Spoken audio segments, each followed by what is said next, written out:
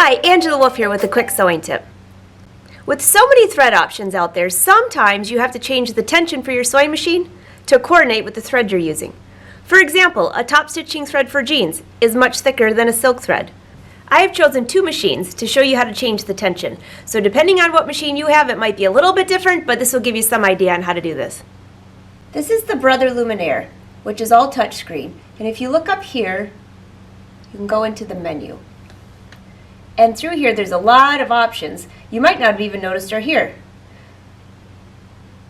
Scroll through the pages.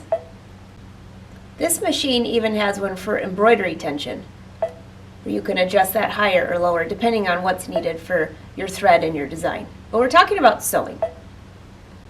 And for sewing, here's something called fabric thickness sensor, but you need to turn it on. And what that does is the machine will automatically sense if you're using a knit or a thicker denim in order to adjust the tension for the machine.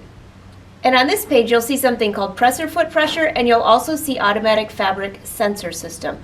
Either of these can also be used depending on the fabric that you're using. Here I have the Brother NS80. I use this as a great travel machine. Changing the tension on this machine is not associated with the main screen. Instead, you'll find a little knob up here at the top. You'll see it go from 0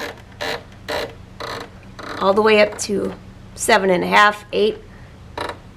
And if you don't know where to start, you'll notice that there's lines between 3, 4, and 5. I usually leave mine at 4 and adjust from there. Now that the sewing machine is ready for your sewing project, be sure to choose the correct needle to coordinate with the right thread.